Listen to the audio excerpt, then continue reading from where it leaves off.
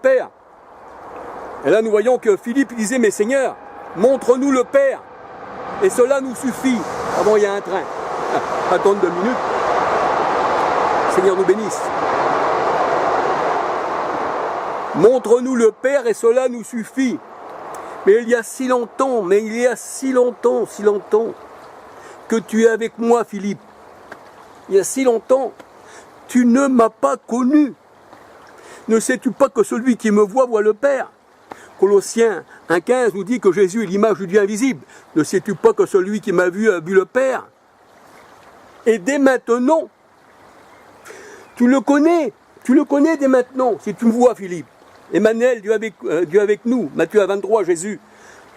Tu le connais, Philippe, parce que c'est lui qui te parle. Jean 14, 6 à 10. Celui qui n'a pas le Père n'a pas non plus le Fils. Vous savez, Israël, aujourd'hui, Israël, ce sont des faux, ce sont des sionistes, ce sont des khazars. On veut dire des jésuites, tout ça c'est la même bande, ça fait partie d'un seul lot. Il y a plusieurs appellations pour une seule chose. C'est des filiales, mais c'est le même truc. Eh bien, ces gens-là, la Bible elle dit, celui qui n'a pas le Père n'a pas non plus le Fils. Et ces gens-là ont renié le Fils. Donc ils n'ont pas le Père.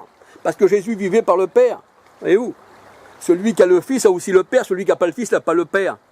Donc ces gens-là, ils n'ont rien de Dieu. Le Seigneur dit, je suis venu chez les miens, pas ceux-là, hein, que ceux-là sont venus en 48. Mais même les premiers qui sont vraiment au judaïsme. Vous savez que, on regarde dans la parole de Dieu, on dit les Israéliens. Mais les Israéliens, comme on prend le mot israélien, c'est Jérusalem, aujourd'hui, qui a été formée en 48 par les Khazars. Ça, c'est les Israéliens. Je vais laisser passer le train. Encore un autre train qui passe. Alléluia. Ça, ce sont les Israéliens. Les Khazars, on les appelle les Israéliens. Et les sionistes. Tandis que les vrais d'Israël, mais même qu'ils ont renié le Christ, ceux-là, on les appelle les Israélites. Israélites, pas Israéliens, Israélites. Donc il y a une différence. Ça, on l'entend à peu près pareil, mais ça n'a rien à voir de pareil. Voyez-vous? Ça, c'est pour tromper. C'est comme le faux billet. Il a quelque chose près, mais on voit que c'est un faux. Surtout si on a affaire à un banquier. Voyez-vous? Et le Seigneur, il est le divin banquier. C'est pour ça qu'il met le feu illicite à la fausse construction. Voyez-vous? Regardez aujourd'hui. Vous voyez tous les gens. Avec tous les cancers qu'il y a, toutes les choses qu'il y a, les maladies, tout ça qu'il y a. Bien, ça, il faut quand même que, eh bien, les laboratoires, eh bien, travaillent. Vous voyez, comme les laboratoires Bayer. Mais les laboratoires Bayer, au temps de la dernière guerre mondiale, hein, 39-45, eh bien, c'est eux qui fournissaient le gaz Zyklon pendant la guerre. Eh oui, les laboratoires Bayer, c'est eux qui fournissaient le gaz Zyklon pendant la guerre. Et ces mêmes gens encore aujourd'hui, donc ceux qui fournissaient le gaz Zyklon pendant la guerre, c'est eux qui font des cachets pour le cancer, des cachets pour la gorge, des cachets pour le foie, des cachets pour ça. Et en vous rendant malade, donc ils peuvent vendre leurs marchandises. S'il n'y a pas de malade, il n'y a pas, voilà. Donc ça veut dire que tout ce qui est pharmaceutique, tout ce qui est laboratoire, tout ça, eh bien, c'est étudié pour qu'on puisse être malade, mais pouvoir vendre la marchandise, voyez-vous. Donc tout ça, ça fait partie de ça. Donc c'est ça le monde. C'est ça le monde qui veut dire à l'envers ce que vous dites, démon. Qui pour moi, le démon n'existe pas. Parce que c'est le Seigneur qui fait toutes choses. Il élève, il abaisse. Le Seigneur, il dit, je bénis et je maudis. Amos 3,6, il n'y a aucun malheur dans une ville sans que l'Éternel en soit l'auteur. Alors là, nous voyons que ces gens-là, eh bien, ils gagnent de grands profits quand vous êtes malade. Et en plus, eh bien, comme on a un peu trop de monde sur Terre, il faut aussi que ça dégage. Voyez-vous ce que je veux dire? Et pourtant, vous prenez les docteurs, ils ont fait le sermon d'Hippocrate. Le sermon d'Hippocrate. Voyez-vous, Hippocrate, on peut dire que c'était, eh bien, le chef de la médecine. Mais Hippocrate, si on veut le détailler, il y a aussi le mot hypocrite.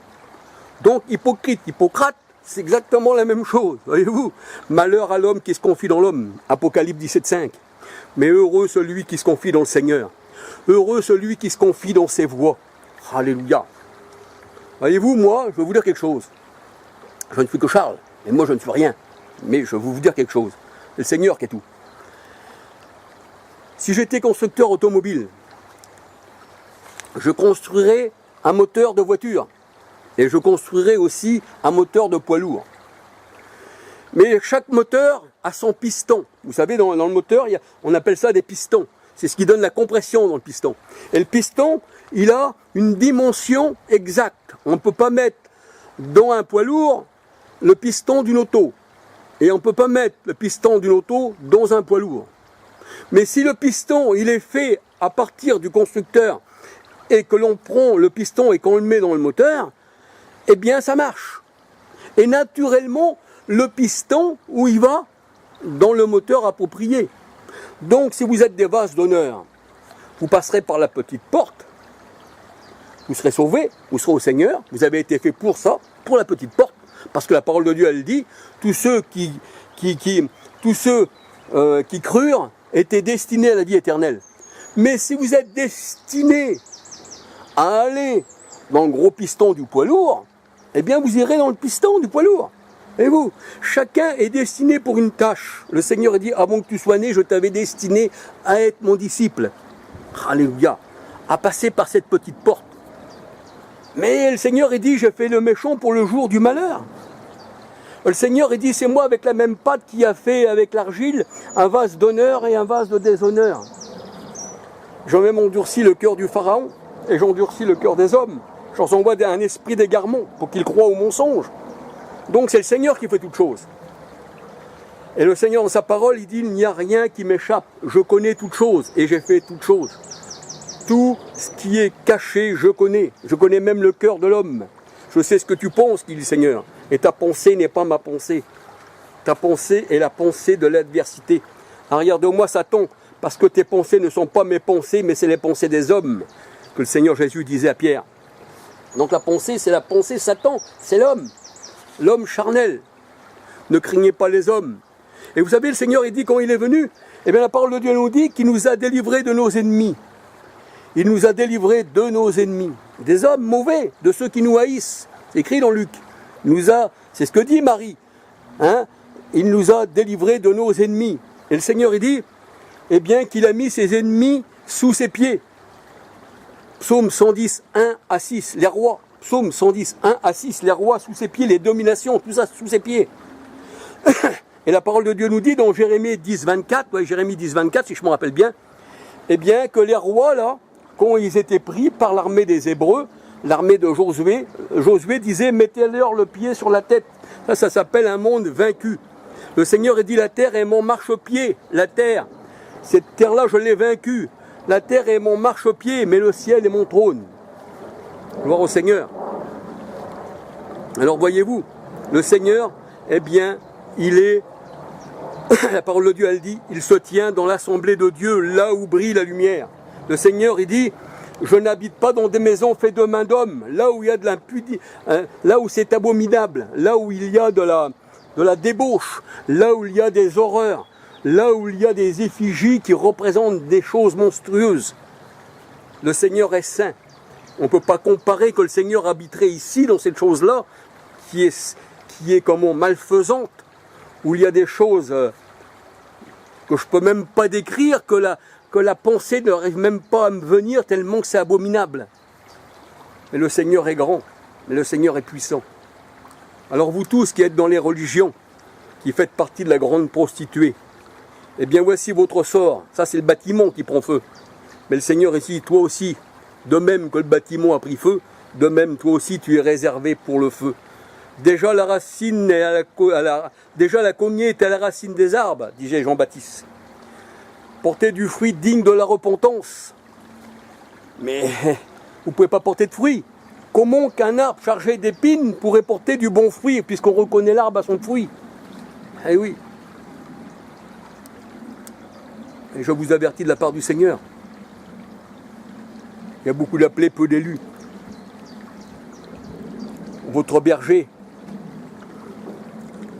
c'est pas celui dont parle la parole de Dieu, l'Éternel est mon berger. Le Seigneur est dit, celui qui vous garde, il est déguisé en brebis, mais c'est un loup à l'intérieur. Il paraît être beau de dehors, il paraît beau, c'est blanc. Vous êtes comme les tombeaux blanchis, qui paraissent beaux de dehors, mais qu'à l'intérieur c'est rempli de toute mort, de toute vermine. et qui pue, c'est la mort.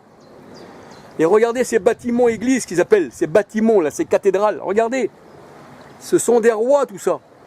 D'abord à Saint-Denis, il y a les rois qui sont enterrés à l'intérieur.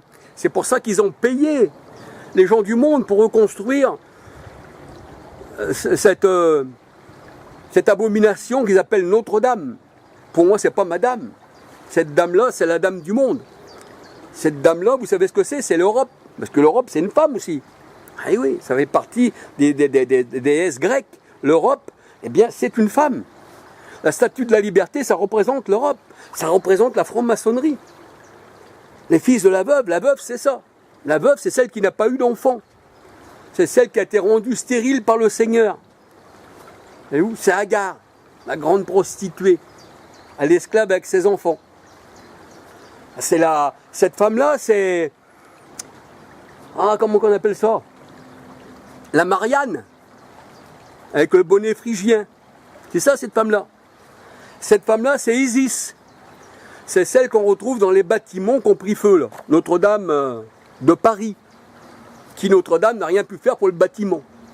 Ah, ça a dû le protéger, son bâtiment, cette dame. Et toutes les statues qui étaient là, ils ont réussi à protéger le bâtiment. Voyez-vous? Mais les statues ont été réduites en cendres. Et maintenant, celui qui voudrait prier ces statues, il faudrait qu'il recherche dans la cendre. Parce que la cendre et le mur, c'est devenu qu'une seule poussière. Et où? Et c'est ça. Mais là, vous mettez votre espoir dans ce que vos mains ont fabriqué. Tu ne peux pas comparer Dieu à un morceau de bois. Allez, cette dame-là, elle est aussi représentée dans Apocalypse 17,5. La grande prostituée. Apocalypse 17,18. La grande ville. La grande ville. Apocalypse 17,18. La grande ville. Donc qui est Rome et qui est aussi cette Jérusalem là, qui tue les prophètes. Qui tue ceux que le Seigneur a envoyés. Apocalypse 11,8. Celle qui est Sodome et Gomorrhe. Là où Christ a été crucifié. Et beaucoup de gens ils vont là-bas prendre des bains. On a été à Jérusalem. Tu as été là où il y a Agar. Galates 4, 21 à 31. Tu as été plongé dans les eaux de Sodome et Gomorre. Tu as été boire de l'eau en Égypte. Parce que ça, c'est égyptien. On retrouve tout à la Knesset, c'est-à-dire au Parlement européen, on retrouve tous les symboles égyptiens. Aussi bien sur la place de l'Amérique, l'obélix. Au Vatican, qui veut dire serpent de bain, un obélix du soleil. Ici à Paris, il y a l'obélix du soleil dans le monde entier. Le monde entier sous la puissance de l'Égypte. Sortez du pays d'Égypte. C'est ça qui veut le Seigneur. Mais Dieu est grand. Alléluia. Vous savez, le destin de l'homme n'est pas entre ses mains. Si le destin de l'homme était entre ses mains, j'aurais choisi ma religion et je m'aurais laissé guider par une religion. Mais pourquoi je ne suis pas dans les religions? Aucune religion du monde. Pourquoi?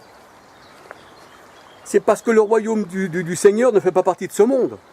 Et comme j'ai été élu bien avant la fondation du monde, bien avant que les religions existent, je ne peux pas choisir une religion. Puisque c'est Christ qui m'a choisi. Il dit, je vous ai choisi avant que le monde soit. Éphésiens 1, 4. Quand on lit Éphésiens 1, 2, 3, 4, eh bien, la parole de Dieu, elle dit, eh bien, prédestinés avant la fondation du monde. Nous étions prédestinés avant la fondation du monde. Et comme on était prédestinés, donc, c'est prédestiné par le Seigneur, ça. Donc, on ne peut pas résister à l'appel céleste. On vient d'office. C'est d'office, on a été formé pour ça. Parce que comme je vous disais, le piston, qui va dans le petit moteur. Il ne peut pas aller dans un gros moteur. Le petit piston, il a été programmé, fait par le constructeur pour qu'il va dans un petit moteur et le moteur va fonctionner. Et c'est d'origine qui ira là. Comme la petite porte, ça sera d'origine parce que tu as été prédestiné à passer par la petite porte.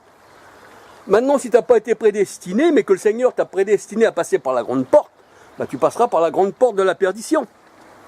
Pour ça que dans Romains 9, il dit, Romains 9, 11, il dit, bien avant qu'ils soient nés, les enfants, les jumeaux, j'ai aimé Jacob, mais j'ai rejeté Ésaü, bien avant qu'il fasse le bien et le mal. Donc ça ne dépend pas de nous, du bien et du mal que l'on va faire, un peu comme Paul, comme il respirait le meurtre sur le chemin de Damas, Il n'y a personne qui lui a dit, attends un petit peu, on va voir avant si tu vas être un enfant de Dieu, si tu fais du bien et le mal. Non. Eh bien, Paul, lui, respirait le meurtre, il respirait l'assassinat contre l'Église du Seigneur, contre la véritable corps du Christ. Et Jésus disait, je suis Jésus que tu persécutes. Et pourtant, Paul, c'était quelqu'un, eh bien, qui était destiné à la vie éternelle. Mais il dit, je ne connaissais pas. Moi qui persécutais l'Église du Seigneur, la véritable Église. Et il dit, maintenant, je regarde tout cela comme de la boue. Paul, il faisait partie des pharisiens. Et le Seigneur a dit, les pharisiens ont annulé le commandement de Dieu au sujet de leur tradition, un peu comme les catholiques, qui ont mis beaucoup de choses, un peu comme les protestants, un peu comme toutes les religions, qui se choisissent parmi eux des symboles et des signes, mais qui ne forment qu'une seule truc, voyez-vous. Ça, ce sont des noms, mais c'est tous les mêmes. C'est le monde. Le monde et sa convoitise passent, mais celui qui fait la parole de Dieu demeure éternellement. Voyez-vous, demeure éternellement, le Seigneur a dit, là, le feu ne peut pas prendre dans ma propre église. Je ne veux pas mettre le feu dans mon église, mais je mets le feu dans les choses que je n'ai pas plantées.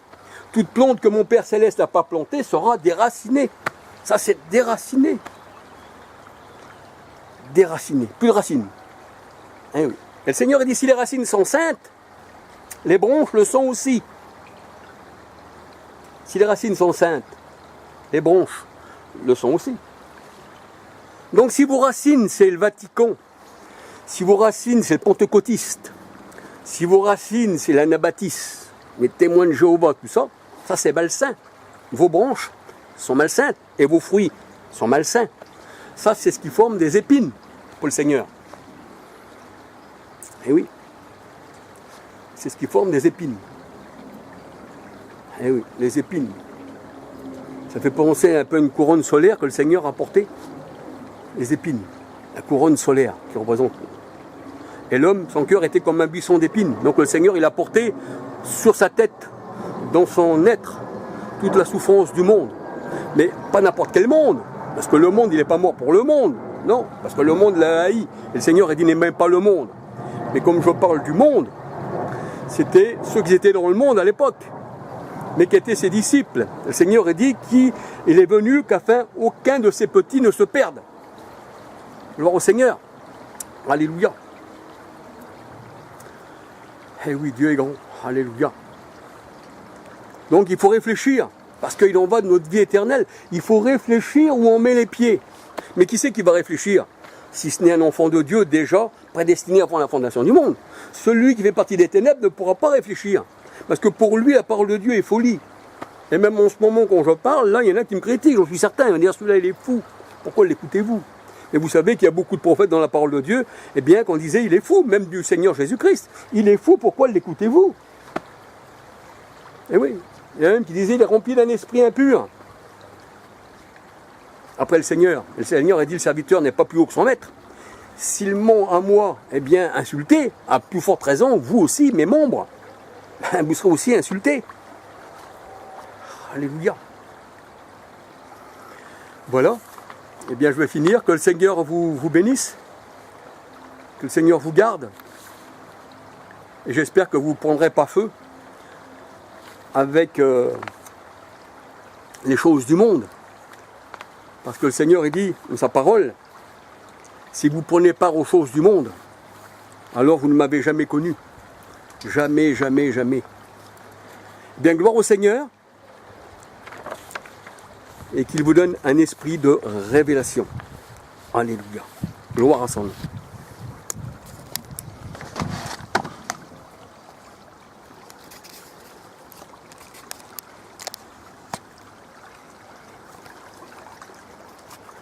C'est vrai que le Seigneur est bon, alléluia. C'est vrai qu'il est grand, alléluia. Eh oui, c'est lui qui a fait toutes choses. Il y a un temps pour vivre, un temps pour mourir, un temps pour comprendre, un temps pour pas comprendre, et un temps pour comprendre. Un temps pour être dans l'erreur, et un temps pour la vérité. Un temps pour être dans les sectes, et un temps pour être sur le petit chemin qui mène à la vie éternelle. C'est ce que nous dit le Seigneur, le petit chemin. Il y en a peu qui le trouvent, ce petit chemin. Et c'est un chemin qui nous mène à la vie éternelle. Et oui, le Seigneur, il dit, quand 2 ou 3 s'assemblent en mon nom, je suis là. On ne l'attend pas, il est là. Il est notre Dieu. Alléluia. Béni soit son nom. Béni soit son saint nom. Alléluia. Gloire à lui. Amen. Pardon, pas Amen. Voyez-vous, ça reste ce mot Amen. J'ai fait une étude sur le mot Amen. Et le mot Amen, eh bien, c'est bien d'Égypte. Quand ils adoraient Amon-Ré, tout le monde criait Amon, Amon, Amon. Et Constantin, le père de cette trinité illicite, eh bien, il a mis tout ce qui était de l'Égypte, tout ce qui était de l'Égypte, dans cette trinité, parce que ça fait partie, la trinité fait partie de l'Égypte. Voyez-vous? Et chacun criait, bien, Amon, Amon, Amon. Mais nous crions, Alléluia, Abba Père. Et notre Père, eh bien, c'est le Seigneur Jésus-Christ. Ésaïe 9,5. Alléluia. Béni soit son saint nom. Gloire à lui.